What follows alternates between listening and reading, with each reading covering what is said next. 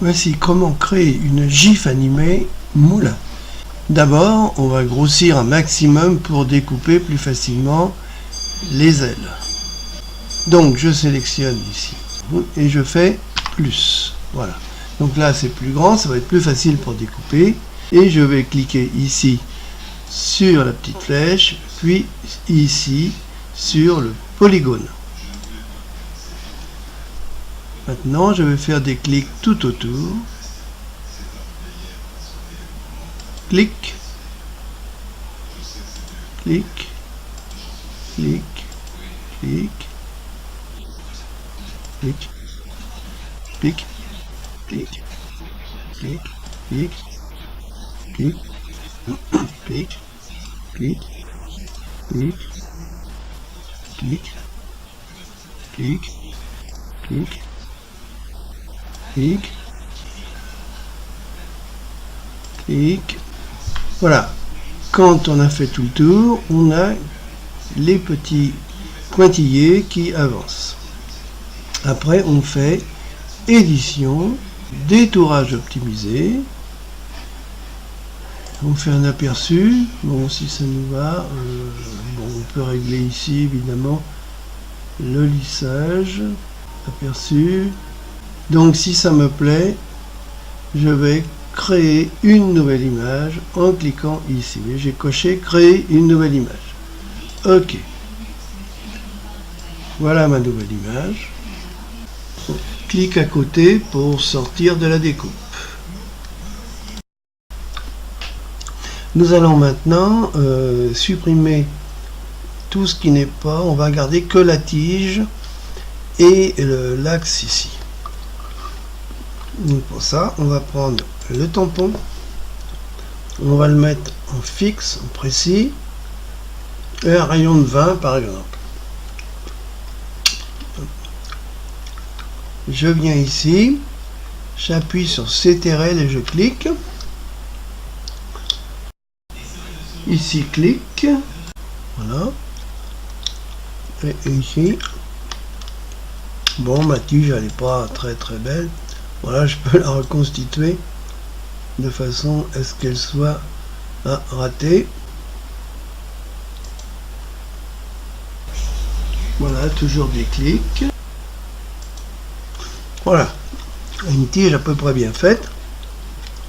Maintenant, je vais prendre du bleu. Alors, j'appuie sur CTRL, clic, et je déplace le curseur, clic gauche enfoncé, à peu près. Tout ça. Voilà. Voilà, je viens près de la tige. Hein. Ah, là, j'étais un peu trop loin. Voilà. J'enlève avec un clic. J'enlève. Voilà. J'enlève. Enlève. Voilà, auprès de la tige. Je vais mettre un peu pour que le bleu soit un peu partout pareil. Sinon il y a des hétérogénéités. Et voilà, je finis ici.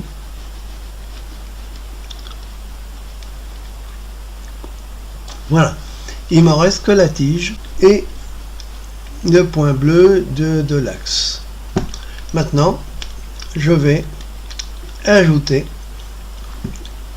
l'hélice. Je vais la chercher ici. Clic. Je fais édition, copier. Je clique ici. Édition, coller. Voilà. J'ai remis mon hélice au bon endroit, au bout de la tige. Je peux déjà enregistrer ce premier document, fichier, enregistrer sous. Moi je vais le mettre dans le bureau par exemple. Et je vais l'appeler Moulin 1. Alors, toujours en JPEG. Donc ici, Moulin 1. Et je l'enregistre par exemple sur le bureau. Enregistrer. Oui. On s'en fiche. OK. Donc j'ai fait ma première sauvegarde. Maintenant, je vais la faire tourner de 15 degrés. Donc je vais sélectionner ici mon calque. Je fais transformation paramétrée. Et je vais mettre ici une quinzaine de degrés.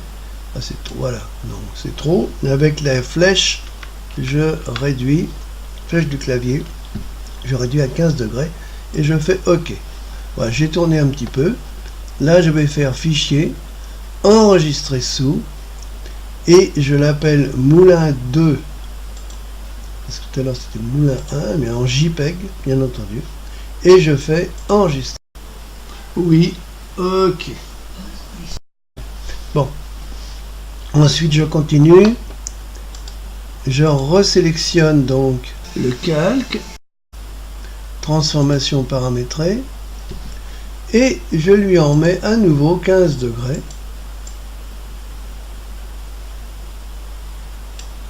Voilà, je réduis à 15 degrés et je fais OK. Et là, à nouveau, je fais fichier, enregistrer sous. Alors, JPEG. Et ici, 3. Enregistrer. Oui. OK.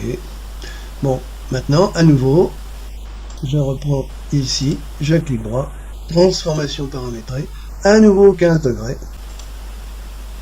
Attends, c'est trop, 10, c'est passé. Voilà, 16. Je réduis la main avec le clavier. Voilà, 15. OK. Et je sauvegarde, fichier, enregistrer sous. Et alors, JPEG. C'est 4. Enregistrer. Oui. OK. Et là, à nouveau, je reclique, transformation paramétrée. À nouveau, 15 degrés.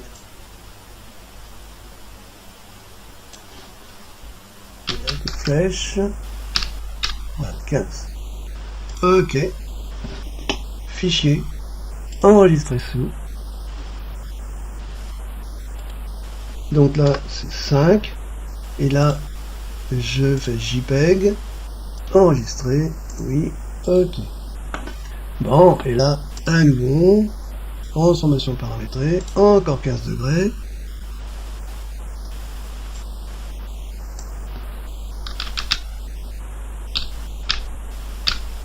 C'est trop ça. Voilà. OK. Donc là, je vais faire fichier, enregistrer sous, JPEG, 6. Voilà. Et là, c'est suffisant, puisque après, s'il tourne encore un petit peu, il va se retrouver dans la position de départ. Donc voilà, c'est terminé avec ceci. Si on veut conserver un souvenir de ce travail, on peut faire fichier, enregistrer sous, et là on l'enregistre sous Moulin PFI. Auquel cas, voilà, c'est un fichier photofiltre qui permet de retoucher si on a fait une bêtise. Je ferme photofiltre. Non, puisque j'ai enregistré. Nous allons maintenant créer notre GIF animé à partir de nos images JPG et de Photoscape. Lançons Photoscape.